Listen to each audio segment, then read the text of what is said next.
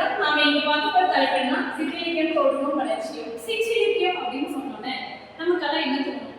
பேரிலக்கியம் அப்படின்னா என்ன? சிற்றிலக்கியம் ரெண்டு வகையில நம்ம படிக்கிறோம். அதாவது சிற்றிலக்கியம், பேர் இலக்கியம் அப்படின்னு சொல்லும் போதே காப்பியம், அதாவது புராண இதிகாச கதைகளை வைத்து மிகப்பெரிய கதைகளாக மிக நீண்ட நாட்கள் படிக்கக்கூடியதும் மிக நீண்ட கதைகளை சொல்லக்கூடியதும் பேரிலக்கியம் அப்படின்னு பார்க்கிறோம். அதுக்கு அடுத்ததாக சிற்றிலக்கியம். அப்ப இதுக்கு ரெண்டு என்ன வேறுபாடு அப்படிங்கும் போது பார்த்தோம்னா, சிற்றிலக்கியம் என்பது சிறிய பகுதியை ஒரு தலைவன் அல்லது மன்னன் அல்லது கடவுளுடைய சிறிய ஒரு கூரை எடுத்துக்கொண்டு அதை பற்றி இசையோடு கூடிய பாடல்களை சொல்லி பாடப்படுகின்ற இலக்கிய வகை தான் நம்ம சிற்றிலக்கியம் சொல்றோம். இப்போ சிற்றிலக்கியம், பேரிலக்கியம் என்ற இரண்டு வகை வரும்போதே தெரியுது சிற்றிலக்கியம்னா என்ன, பேரிலக்கியம்னா என்ன. இப்போ சிற்றிலக்கியத்தினுடைய தோற்றம் வளர்ச்சி. சிற்றிலக்கியம் எப்ப தோன்றுது அப்படின்னு பார்க்க போறோம் அப்படின்னா, சிற்றிலக்கியம் ஏன் தோன்றுச்சு அப்படின்னா, முதல்ல பேரிலக்கிய காலங்கள்ல, அதாவது காப்பிய காலங்கள்ல கதை மாந்தர்களை பார்த்து அதை படித்து ரசித்த மக்கள் குறைந்து விட்டார்கள். அதை எழுதி கொண்டிருந்த புலவர்களும் தங்களுடைய வாழ்வியல் முறை மாற்றம் காரணமாக பெரிய இலக்கியங்களை எழுதுவதற்குரிய தொய்வு ஏற்பட்டது. அப்படிப்பட்ட காலகட்டத்தில் தான் சிற்றிலக்கியங்கள் தோன்றியது. அதாவது குறைந்த பாடல்களை உடைய, எண்ணிக்கைகளை உடைய நூல்களை இயற்றுகின்ற ஒரு மனப்பான்மை உருவானது. அது எப்போ அப்படின்னு பார்த்தீங்கன்னா, கிபி 15ஆம் நூற்றாண்டு முதல் 19ஆம் நூற்றாண்டு வரை இந்த காலத்தை தான் நம்ம நாயக்கர் காலம்னு சொல்றோம். அதாவது மூவேந்தர் ஆட்சிக்கு அப்புறம் பல ஆட்சி மாற்றங்களுக்கு உட்பட்டு நாயக்கர்கள் நம்முடைய நாட்டை ஆண்ட காலத்தை தான் நம்ம நாயக்கர் காலம்னு சொல்றோம். இந்த காலத்துல தான் சிற்றிலக்கியங்கள் அதிகமா தோன்றியது. ஏன் தோன்றியது அப்படின்னு சொன்னா, புலவர்கள் என்ன பண்ணாங்கன்னா, விரைந்து தன்னுடைய பொருள்களை சொல்லி, பாடல்களை சொல்லி மன்னர்களை அவர்களிடம் சென்று பொருளை பெற்று வர வேண்டும் என்ற ஒரு ஆவல் ஏற்பட்டது. மிகப்பெரிய இலக்கியங்களை எழுதி முடித்து கால அவகாசம் தேவைப்படுவதால் சிறிய சிறிய நூல்களை எழுத ஆரம்பிச்சாங்க. அப்படி தோன்றியதுதான் இந்த சிற்றிலக்கியங்கள். இப்ப சிற்றிலக்கியங்களுக்கு ஒரு பேர் என்னன்னா பிரபந்தம். பிரபந்தம் அப்படிங்கிறது ஒரு சமஸ்கிருதம், அதாவது வடமொழி சொல்.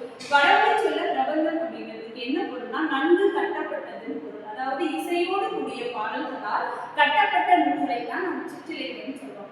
அப்போ பிரபந்தம் என்பது வடமொழி சொல். வடமொழி சொல்லான பிரபந்தத்தை தமிழ்ல நம்ம சிற்றிலக்கியங்கள் சொல்றோம். பிரபந்தத்தின் வகை என்ன அப்படின்னு பார்க்க போனா, பிரபந்தத்தை சொல்லக்கூடிய நூல்கள் பாட்டிய நூல்கள், அதாவது பிரபந்த மரபியல் என்ற இரண்டு இலக்கண நூல்களும் சிற்றிலக்கியத்திற்குரிய இலக்கணங்களை சொல்லி செல்கின்றன. இந்த சிற்றிலக்கியங்கள் தோன்றும் போது மக்களுடைய வாழ்க்கை முறை, பண்பாடு, அவங்களுடைய அக வாழ்க்கை, புற வாழ்க்கை, அவங்களுடைய வாழ்க்கையெல்லாம் எப்படி இருக்குது. இப்ப சான்றாக உலா அப்படிங்கிற ஒரு நூலை எடுத்துக்கிட்டோம் அப்படின்னு சொன்னா, அந்த உலா என்னன்னா, மன்னன் உலாவரங்கிற காட்சியை மட்டுமே சொல்லி அதை ஒரு இலக்கியங்களா பாடுகின்ற நிலைகள்ல அமைகிறது. இவ்வாறுதான் ஒவ்வொரு சிற்றிலக்கியமும் அமைகிறது. இப்ப சிற்றிலக்கியங்கள், அதாவது பிரபந்தம் என்பது 96 வகைன்னு சொல்றோம். இந்த 96 வகை பிரபந்தங்களையும் நம்ம படிக்கும் போது என்ன சொல்றது அப்படின்னா, அந்த காலகட்டத்துல மன்னர்களிடம் பரிசு பெறுவதற்காக புலவர்கள் மிகச்சிறிய வகைகளில் இலக்கியங்களை குறைந்த எண்ணிக்கையில் எழுதி கொண்டு சென்று பரிசுகளை பெறுகின்ற அளவில் இந்த சிற்றிலக்கியங்கள் அமைகின்றன. இவற்றுடைய நிலைகளை பார்க்கும்போது என்னன்னா, கற்பனையும் கோடி காட்சிகளும் அதிகமா இருக்கும். அதாவது மன்னனை பாராட்டணும்.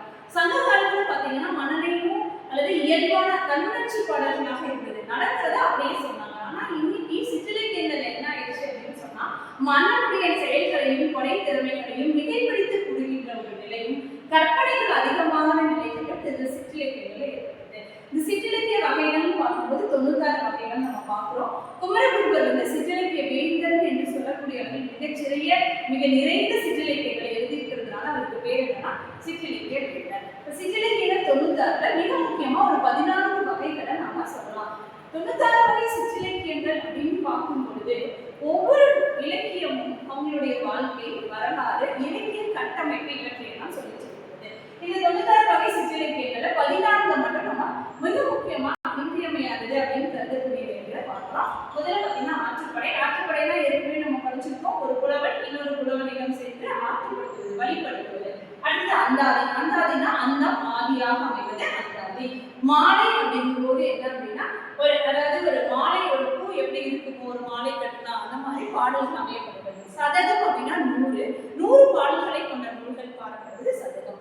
பதிகம் அப்படின்னு சொல்லும் போதும் மன்னன் தங்களுடைய நிலைகள்ல அல்லது பாட்டுடைய தலைவரை பற்றி ஒரு கூரை மட்டும் எடுத்துக்கொண்டு பாடுகின்ற நிலையில்தான் சதகம்னு சொல்றோம். உலானா தெரியும், மன்னன் உலா வருகின்ற காட்சி அல்லது தெய்வம் உலா வருகின்ற காட்சியை பற்றி பாடுவது. பரணி அப்படிங்கும் போது இதுல முக்கியமாக பரணி நாளில் பாடப்படுகின்ற காட்சி. இதுல காளி, பேய் எல்லாம் பத்தி நம்ம பாடுறோம். அடுத்தது களமகம் அப்படிங்கும் போது கதமம் என்ற நிலையில் களம் பிளஸ் சாகம் என்ற நிலை பிரித்து களமகம் என்று சொல்கிறோம். அடுத்தது பிள்ளைத்தமிழ், தூது, கோவை, மடல், பல்லு, புறவச்சி. இப்படி 14 வகைகள் சிற்றிலக்கியங்கள் வந்து மிக முக்கியமாக கருதப்படுகிறது. ஏன்னா இதை நம்ம அடிக்கடி பயன்படுத்துகிறோம். இதில் நிறைய நூல்கள் சிற்றிலக்கியங்கள் எழுதப்பட்டிருக்கின்றன. இவ்வாறு எழுதப்பட்ட சிற்றிலக்கியங்களை வைத்துதான் சிற்றிலக்கியங்களுடைய காலம் வகைப்படுத்தப்படுகிறது. இந்த 96 வகை சிற்றிலக்கியங்கள்ல இந்த 14 மட்டும் நம்ம ஏன் படிக்கிறோம் அப்படின்னா, இது வந்து அடிக்கடி நம்ம நிறைய நூல்கள் எழுதப்பட்டிருக்கிறதுனால இந்த 14 மிக முக்கியமானதாக கருதப்படுகிறது. இதுவரை சிற்றிலக்கியங்களின் தோற்றத்தை பற்றி படிச்சோம். அடுத்தது ஒவ்வொரு நூல்களை பற்றியும் நாம பார்க்க போறோம். நன்றி.